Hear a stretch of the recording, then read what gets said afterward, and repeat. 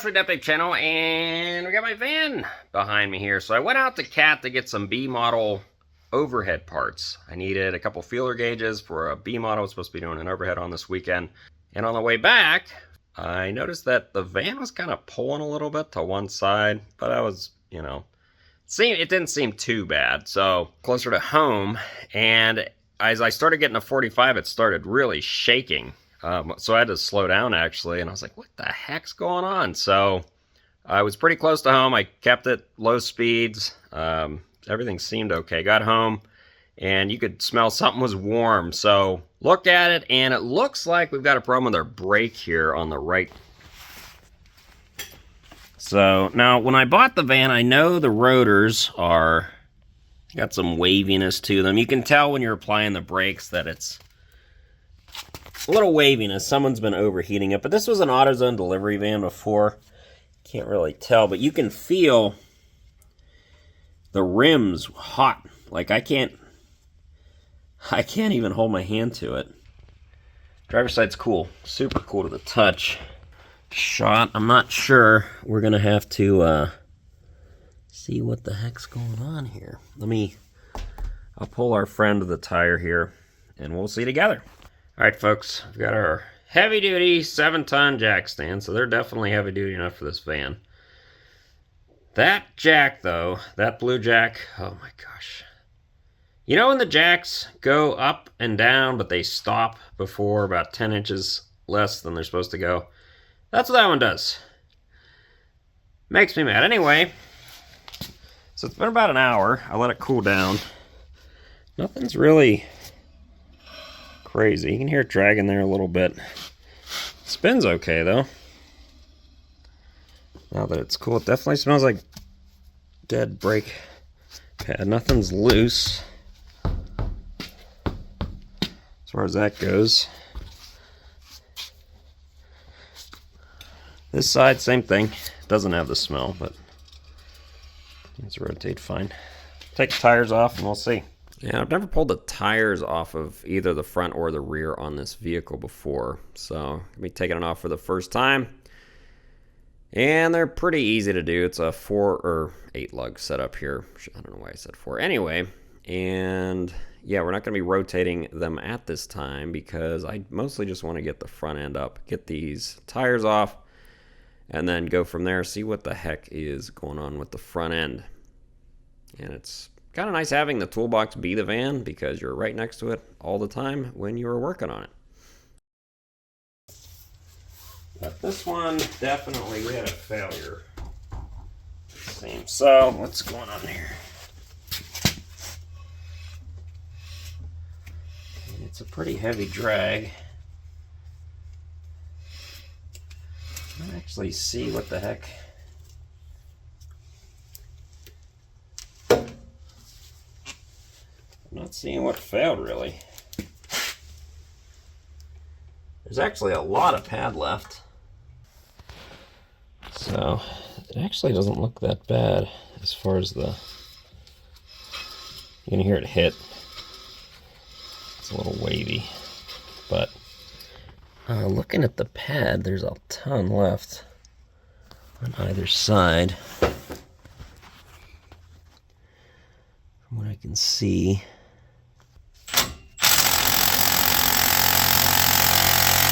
Not even the Milwaukee.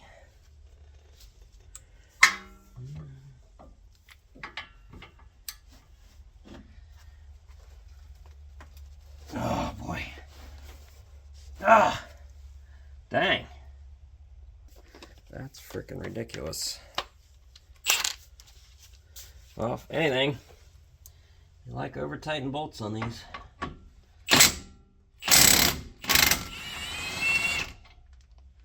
That worked. Yeah, it's pretty big. Pretty big boy. Oh yeah. There we go. Alright, let's be careful here. Don't want to damage the brake line. I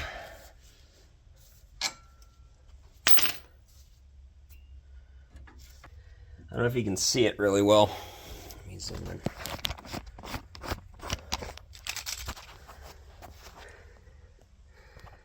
That's the outer pad there. See? Looks pretty good. You see how there's rust here, but not there? But look at the inner pad.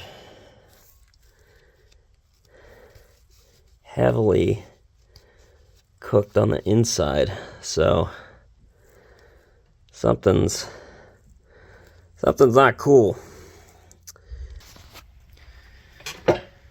So folks, I'm not exactly sure what is the cause of our problem here. That doesn't sound amazing. Not sure if that's an original. It's got 170,000 miles on it. These are apparently pretty easy to change. You just unplug this. There's 4 bolts and then this pulls off. So when I was pulling the pads off, I didn't notice till after, but I found this little rock in here. Now I don't know if when that got there. Maybe that was binding up. I'm not sure. There's not a lot in a caliper. It's just 2 pistons that move in and out. So I'm not certain that our caliper is the problem here. Just not sure. I might take it apart. Those pistons are removable and resealable. The caliper is quite expensive itself. I don't want to replace a part that's not actually the problem. Obviously, these pads and the brakes had been abused just from the way that they were kind of warped. And obviously not properly burnished in, but I'm not sure, folks. I'm not sure. Let's do some troubleshooting on that. I'm going to go pull the wheel on the other side and see what we find. Folks, I am not in my element here. I don't do automotive brakes really ever, so got our slide pins. Seems like those move okay. Obviously they could be greased a little bit more.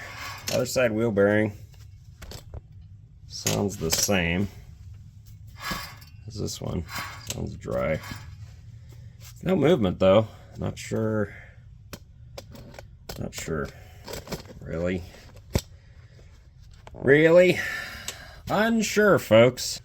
So I bought this tool, I don't know when, a long time ago. Probably after high school. And I've never used it. I don't even know if that works on the dual calipers like this, or if it's only a single, but I kind of want to see if the calipers extend or retract normally. Probably bleed the brakes. These pads came out way harder than the others. The other sides popped right out. These pads did not. They were a pain in the butt to get out. So I'm wondering if the pads were just kind of locked. Not really locked, but if they seized or something. I'm not sure. So I think what I'm going to do is actually, you guys might be able to help me here. I'm going to record applying the brakes and see what it looks like when they apply. Okay, so we are going to hit the brakes again and see if they move. Here we go.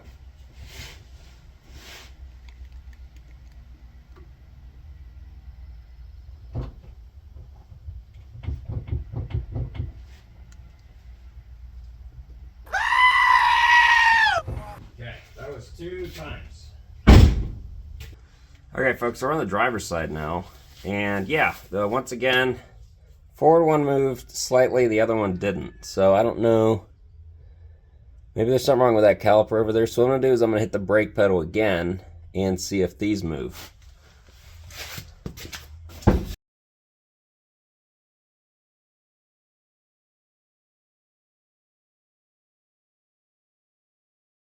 Way to go, dude! So it would appear that the one caliper is not moving.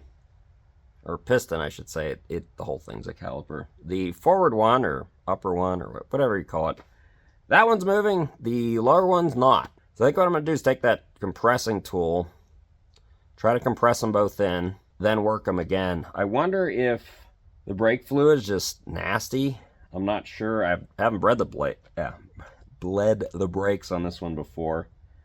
But especially with it being hot like it was, and if the one is seized, it might help to bleed them and move the piston back and forth, and then see if they'll free up, if they'll operate fine. They're not leaking or anything, but you can't have just one actuating, obviously. That's a problem. So, so it appears, yeah, let's try that.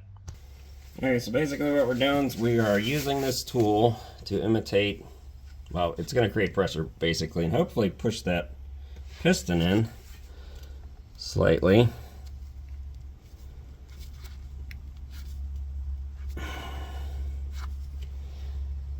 The other one's moving. Yeah. This one's moving. That one's not. Yeah, I think that thing is seized. So folks, this is our seized caliper. And the fluid's really clean, actually. I was thinking it'd be really nasty.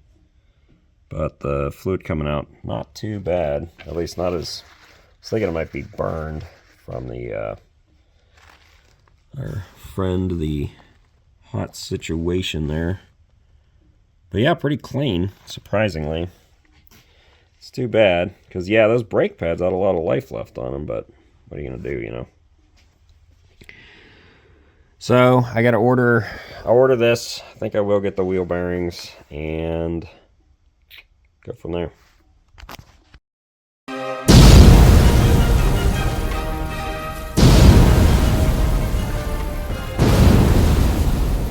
This week's instruction of the week comes from Jonathan, and he had about 300 miles on this engine rebuild, and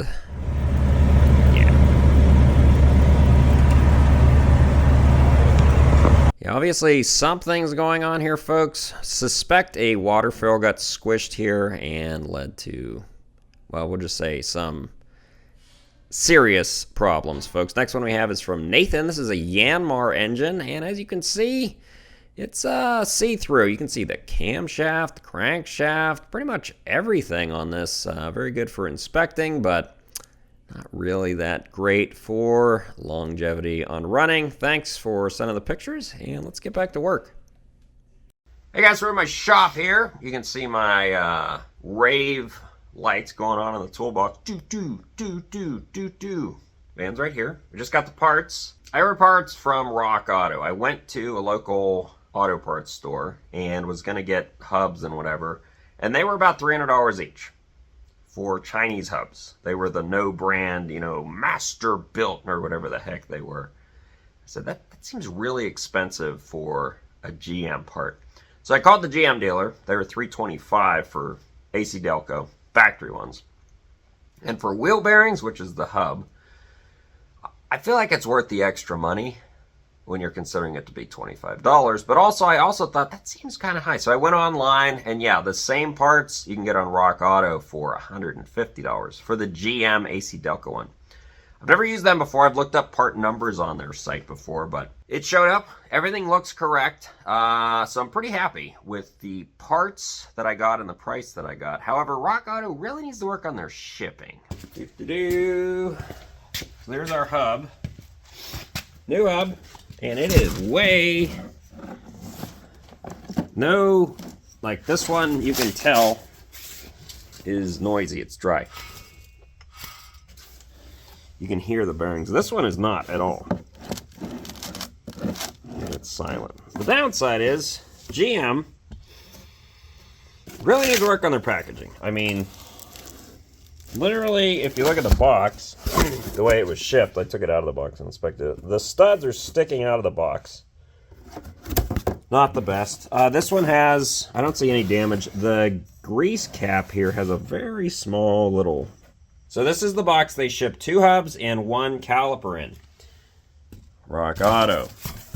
It is the chintziest little box ever. You could see... That looks like the same bolt pattern as the hubs. Yeah, the hub studs are sticking out, or wheel studs were sticking out through the box. I mean, they put this stuff in, which are flat, basically. I'm not sure why you'd even put these in there. They got me the parts in 3 days. They were a very good price. They're very accurate on their parts, it looks like. But, you know, you pay for shipping. at least put minimal effort into the shipping here. If this has been something like a computer or something fragile, I don't know if it would have made it. Luckily, these are heavy-duty parts, so I don't think it matters, but come on! All right, so we got our wheel speed sensor off here. Now, I was dumb, and I didn't pull it before putting 400 bungee cords to this caliper to kind of keep it out of the way. But I got it this time. Anyway, so it's got 4 bolts that hold the hub on, and they're 15 millimeter. Also, I noticed there's a grease point here and here. I don't know when the last time those were greased. Probably never. So I'm going to hit those. I haven't even seen those before. You know, it's funny, my wife's like, oh, that shirt's dirty and it's beat up. Why don't you wear a nice shirt? I'm working on brakes on a van, so yeah. Now this shirt is ending its usefulness to me, but I've had this forever. I think I was wearing this when I was working, even before I started YouTube, doing my old Ford F-250 repairs and stuff, so. This shirt, jacket, whatever you want to call it, probably has more experience than some people out there. Oh yeah, they're not that bad. I think they only torqued 120 foot-pounds or something. I have the torque specs over there. This is not that bad of a wheel bearing job. Look at that, it's actually falling out. That's actually really good. I had a Toyota Matrix once, the little hatchback. I think it's the same thing as a Pontiac Vibe. And it was, I think, a salvage title. Anyway, I had to do wheel bearings on that once. That was a pain.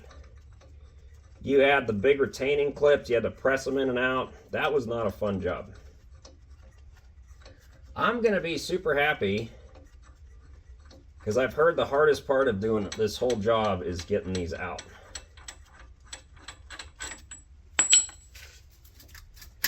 Look at that. It's loose. Oh yeah, this is going to be a piece of cake. Or I mean, it is so far. You know, knock on wood, which we don't really, well, get some over here. Now, look at that. People that probably do these all the time are like, I've never had one do that before. But I mean, nothing retains it other than those 4 bolts. So, look at that.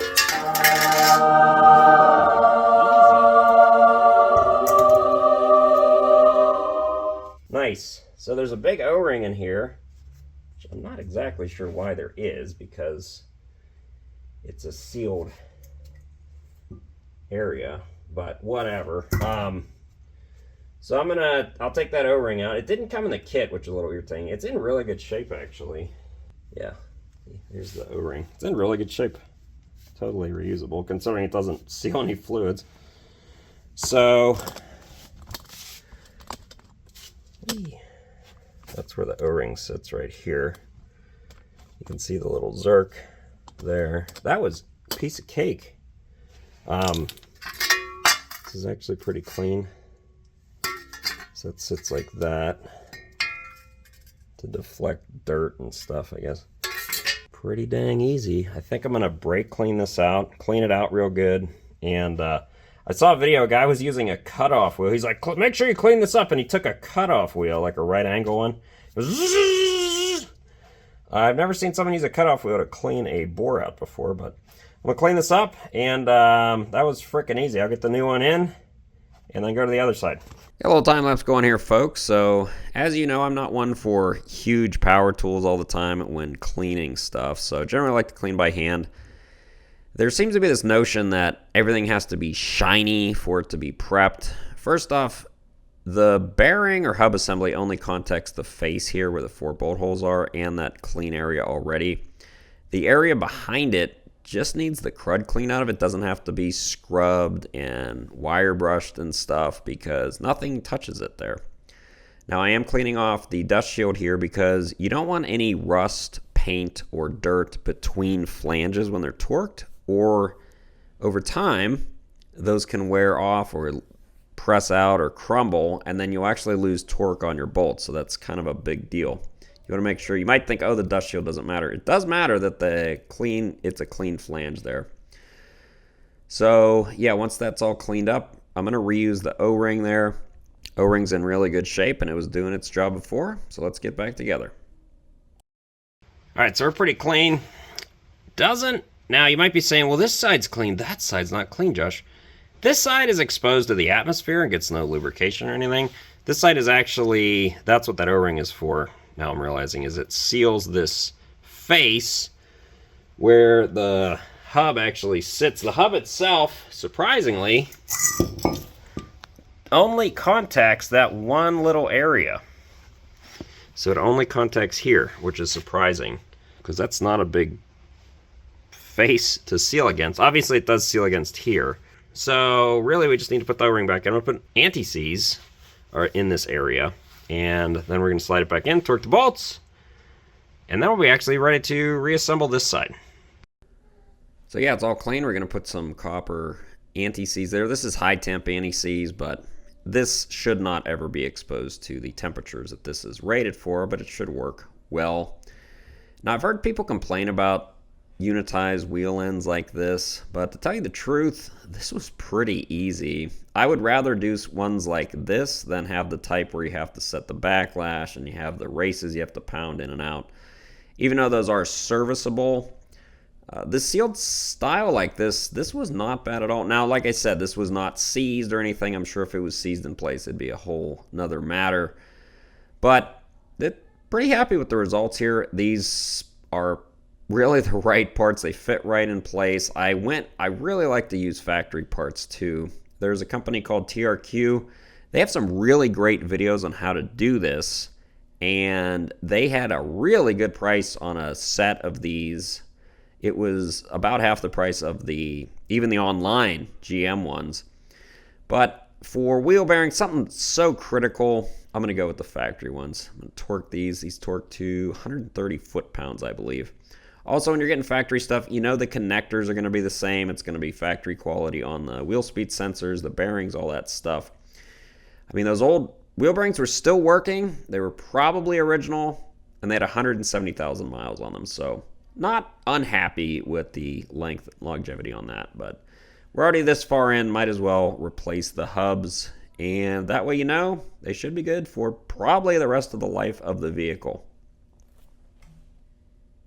Alright guys, now I'm not an experienced automotive mechanic, that's pretty obvious, but I was wondering what's the best way to get the caliper back on, and it's actually you have to separate the caliper from the bracket, which would also make it easier to grease the pins and put the pads in, because getting the pads in and out with it on the bracket was quite tedious, and I was like, there's got to be an easier way. So yeah, it's called the right way, Josh, and before I do that, I need to grease that because looks like it's going to be pretty tricky while it is off. Now, new rotor. Nice. Nice. Let's go get our grease gun and grease that up. Okay, so the lower one's greased. I'll get the upper one, obviously, when this is out of the way. Got our two big old bolts here with some Loctite on them. So there's a company on, well, it's on YouTube, but it's not a YouTube company. It's called TRQ. And they have excellent videos on how to do these, pretty much everything. They also sell parts, and I'd never heard of them before, but their part prices for, you know, they're not AC Delco parts, but their part prices are very good.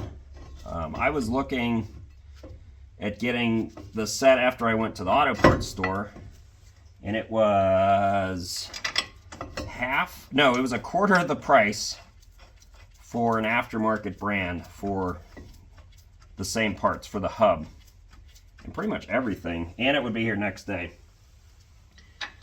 And I was tempted by my frugalness, but like I said, I'm a frugal guy, but I do really think manufacturer parts in general are better, and I'd rather have, now these are aftermarket rotors, but there's not much to them. Unlike a wheel bearing where you have moving parts and it literally is what holds the wheel on, I'd rather spend twice as much on the manufacturer one. The rotor itself, I'm confident this is still a good rotor, but yeah, I'll stick with the GM parts on that. It's kind of like with cat oil filters, you know. So let's get this puppy started. So what I'm going to have to do is get this on, and then I'm going to have to take the caliper off of the stand, and then I guess I can put the brake pads on quite easily and grease the pins here. I guess I could grease them this way also, but it's easier. Just do it the right way, Josh. Just do it the right way. Okay, so that worked. So this is on. Everything's looking good so far. I mean, it's rubbing because obviously the wheel's not on, but it's good. So if you've never seen, or you probably have if you watch this, but I've heard of the caliper grease or brake grease, which obviously, folks, don't put grease on your brake rotor or your pads or anything. The grease is only supposed to go in very specific places. Generally, caliper slides. So these, because obviously the caliper bolts to this, the pins, and the pins are in here. Let's try to pull them back here. The boots are in good shape, luckily. So really, when your caliper is moving, that's what's moving, is these. Now these are actually greased quite well already. I'll probably clean them off and put some new grease on there, but basically these pins need to move freely. If they're stuck, you can actually get a locked up caliper, which actually wouldn't be the caliper itself, it would be a locked up pin. Same with this one. Seems okay. Anyway, I'm going to take those out, put that grease on there. Some people also put grease on the backs, like here, where it contacts the pads. You don't really want to stuff it in anywhere else. I'm going to clean this debris off of here on the pistons. But yeah, you can actually see there's old grease in here. I'll clean these up real good before putting it back together. And then some people put grease here, which is where the edges of the pads sit, because the pads need to move also. You don't want them seizing up. And that's it. You don't put them on the pads, you don't put them on the rotor, anywhere else. It's very specific, and you're not using gobs and gobs of it. I mean, the most they're going to get is right here. So we got to reroute our brake, or our wheel space sensor here for the ABS. I noticed that this retaining pin guy needs to be pulled out. It must have broke off the other one, but it's nice having the factory one because you know the connector should be correct. All right, so we're getting her back together here. So I've re-greased the pins. They're nice and movie. We got the new pads, new retainers. That was tricky. I was trying to figure out which direction they go, but you literally can't flip them or it'll hit there. Outer and inner pads, they're labeled inner, and yeah, they're ready to go. So I sprayed these off with brake clean. I've got a little bit of grease on the very edges of the pads here for them to move. So it looks like we're getting lucky on this one also. So I got the bolts out of the back, and yeah, it loosened right up. It's not seized. I think I'll be able to get it out. That's the old brake fluid, by the way. Not the dirtiest, really. I mean, it's a little bit golden, but not real dirty. I had some grit in the bucket already, so yeah, I figured it might be a little worse shape, but this is the side we're replacing the caliper on. This is the seized one. So let's get this off, get this replaced. We'll change the caliper, and just like the other side. So what we've got here is there's only one of me here, so I need to bleed these brakes. Hard to do since my legs aren't 12 feet long. So what I've got is a flare nut wrench on here, and I've got this brake bleeder adapter, and then it goes to my little SOS sample bottle. And basically all I'm going to do is pump it, crack the line, pull some fluid in, and close the line. Pretty much it. Pretty simple. So I'll show you kind of the theory here. I do have a vacuum brake bleeder, but I don't have my compressor set up currently, and I don't want to like run a bunch of lines and stuff just to run the pneumatic brake bleeder that I have, that I usually use for I don't usually use that too much for bleeding brakes. I usually use it for priming fuel systems and evacing stuff. So you'll see how this is going to work, hopefully. So first thing, we're going to loosen it a little bit.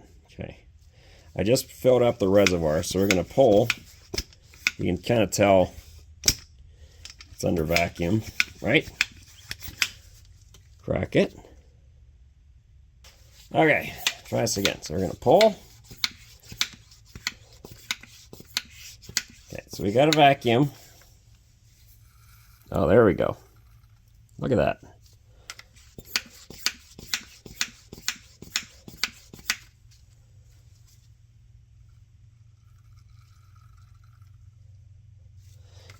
What you don't want is it to run out of vacuum and start pulling air back in. Now, folks, I ended up doing this for about 20 minutes and never got a clear amount of fluid out. It just wouldn't seem to vacuum bleed. So I switched over to the pneumatic one I had, which I didn't record. Did that for about an hour and same results. So I'm thinking some with ABS.